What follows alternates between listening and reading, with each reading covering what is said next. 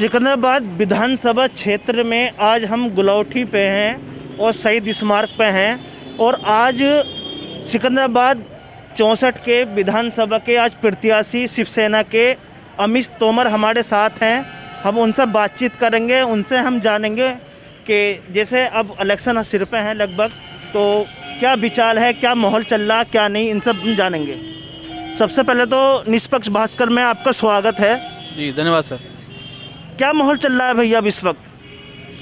माहौल भैया परिवर्तन का चल रहा है। इस बार 2022 में परिवर्तन की बहार आएगी और परिवर्तन समय समय पर होना भी चाहिए, क्योंकि अभी जो हमारे उत्तर प्रदेश की जनता है वो त्रस्त है और पूरे प्रदेश की क्या, मैं खासकर आज जो बताऊंगा अपने विधानसभा के बारे में बताऊंगा। हमारी विधानसभा क्षेत्र में इतनी समस्याएं हैं इस समय कि जो हमारे वर्तमान सांसद जी द्वारा गोद लिया वो गाँव है, जो हमारे 2 बार से सांसद हैं, उस गांव में हल्की सी बारिश होती है तो घरों में पानी भर जाता है। इतने बुरे हालात इस क्षेत्र के हैं।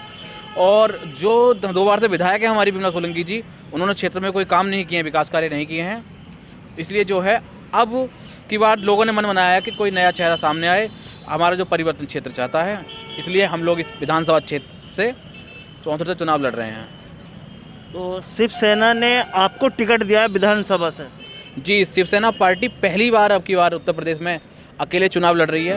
पहले क्या होता था, समर्थन हम लोग बीजेपी को करते थे, लेकिन बीजेपी उन चीज़ों पे, उन मुद्दों पे खरी नहीं उतरी है जिनको हम लोग चाहते थे। हम लोग बाला साहब ठाकरे जी की विचारधारा पर चलने वाले लोग हैं।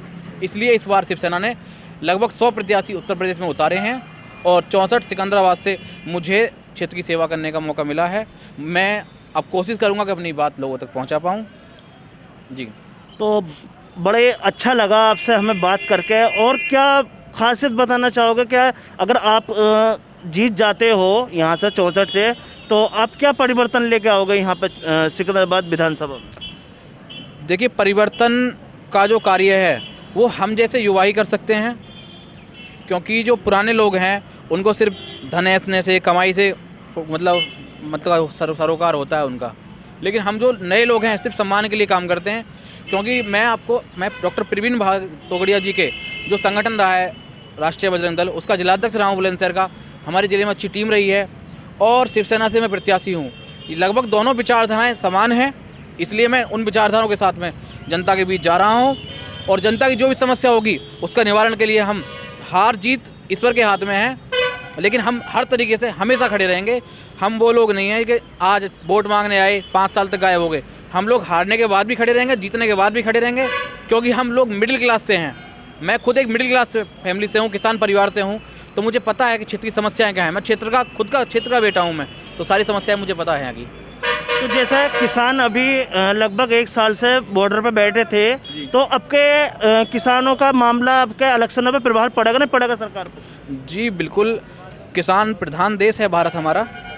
और जिस तरीके से किसानों की, हमारे 700 से ज़्यादा किसानों की जो है हत्या, हम इसको हत्या ही कहेंगे, क्योंकि वो लोग आत्महत्या करने नहीं बैठे थे।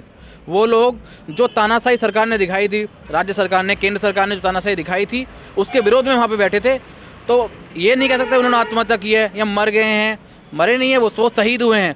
मैं चाहता हूँ कि हमारे जो 700 से ज़्यादा किसान जो जिनकी मृत्यु हुई है किसान आंदोलन के समय पे, उनको शहीदों का दर्जा दिया जाए, उनके परिवारों को 1-1 करोड़ रुपए की आर्थिक सहायता दी जाए, क्योंकि भारत कृषि प्रधान देश है। किसानों के बिना कोई सरकार देश में नहीं बन सकती है। जैसे समाजवादी पार्टी ने अपनी योजनाएं निकाली हैं कि अगर मेरी सरकार बनती है तो 300 यूनिट फ्री बिजली मिलेगी, और कांग्रेस ने भी अपनी निकाल ली है। तो आपकी शिवसेना ने क्या निकाला है कि आपकी अगर सरकार बनती है तो आप लोगों को कहाँ तक क्या सहायता पहुँचाने की कोशिश करोगे? देखिए, पार्टी का जो मैनिफेस्टो है वो राष्ट्रीय नेतृत्व तय करता है।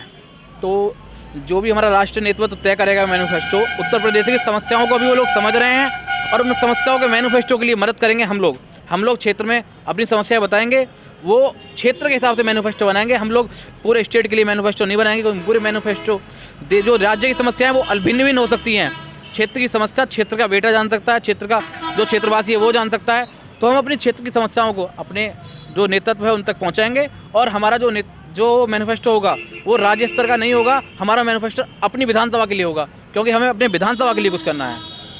तो शिवसेना ने अपने कितने कैंडिडेट उतारने की वादा करा है अपने इस उत्तर प्रदेश में?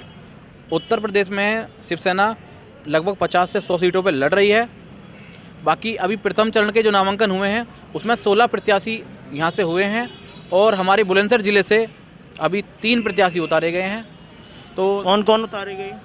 जी, डिवाई विधानसभा से पूर्व विधायक गुड्डू पंडित जी शिवसेना से मैदान में हैं, रश्मि गोल्डी जी अनुपशहर विधानसभा से मैदान में हैं और मुझे पार्टी नेतृत्व द्वारा सिकंदराबाद सिकंदराबाद में सेवा करने का मौका दिया है।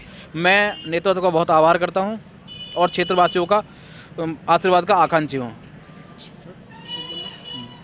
चलिए, भैया हमारे साथ थे अमित तोमर, जो विधानसभा 64 से सिकंदराबाद से इनको प्रत्याशी के रूप में चुना गया है और देखते हैं कि ये कितना खरे उतरते हैं अब आने वाले इलेक्शनों में। तो आज हम विधानसभा सिकंदराबाद के क्षेत्र गुलाउठी में मौजूद थे, कस्बा गुलाउठी में, और हमारे साथ अमित तोमर हमारे साथ मौजूद थे। हमने इनसे बातचीत करी, इनसे जाना और हम आगे को ऐसी अपने निष्पक्ष भास्कर की तरफ से हम ऐसी ही लगातार आपको चुनावों के बारे में चर्चा करते रहेंगे। सहयोगी साथी विप्लव के साथ शादाब सैफी, NB न्यूज़, बुलंदशहर।